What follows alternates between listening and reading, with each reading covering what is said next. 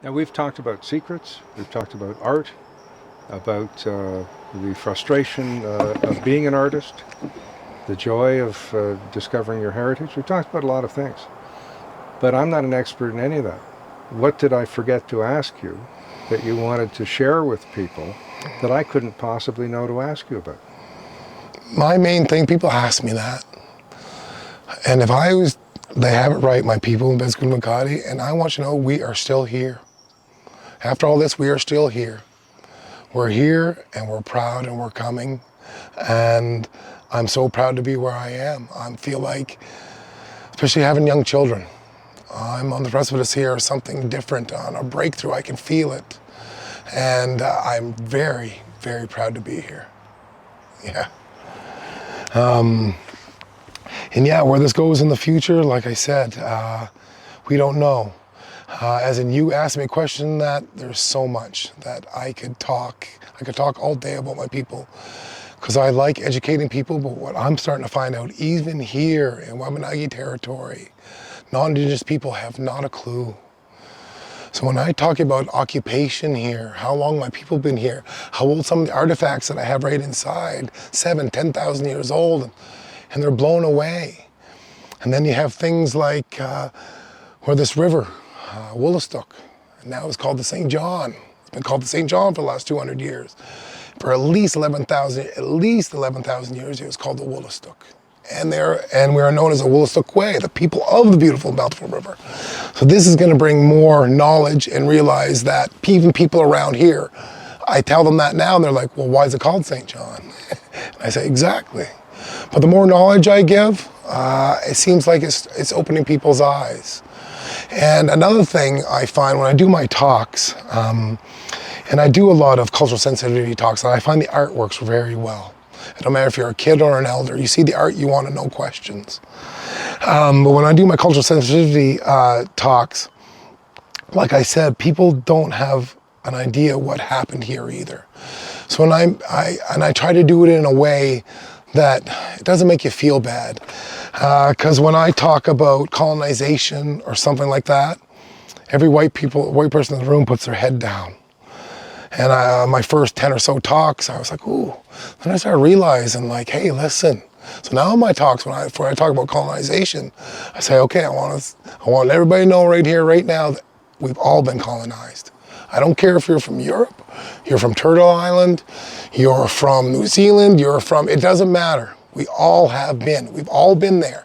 It just happens that my people were colonized only a few hundred years ago. So that's the difference. The Métis refer to Western Canada as a colony within a colony. Indeed. And I guess if you're not from the Tigris and the Euphrates, you are a newcomer. Yes. Yeah, and that's the same thing from this area with the Mi'kmaq, the Peskotomuhkati, Woollastok. Yeah, we were such a tight-knit thing here on the East Coast. That's more awareness I want to bring.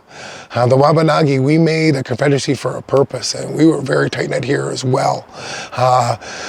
It's kind of neat, though, the dynamic people don't realize, like the Mi'kmaq and the Woollastok and the Passamaquoddy don't understand each other. It's like Greek talking to English. A few words are very similar.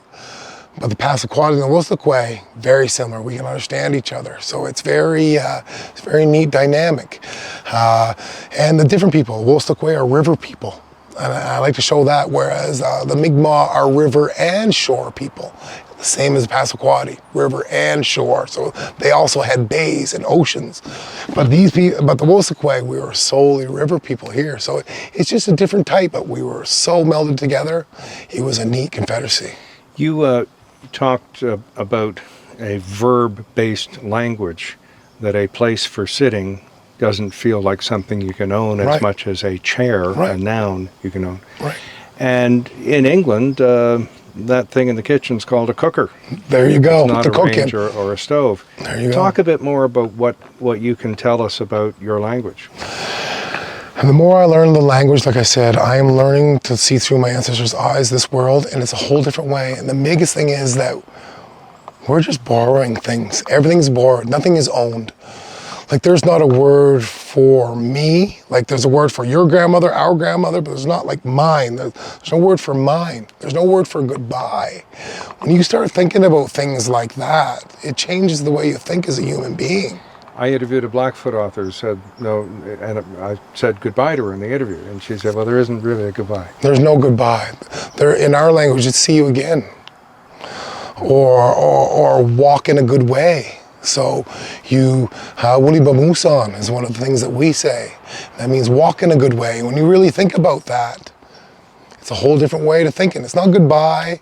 You know what? While we're not together, you walk in a good way, I'll walk in a good way, and we'll meet back up. Nice metaphor, but if you're walking on some of the rocks and shorelines and in woods that I've walked in around here, you really should also take that literally. Literally, indeed, but it's also too as how we are as a people.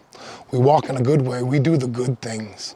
We stay on that good path, and that'll bring us to who we're supposed to be.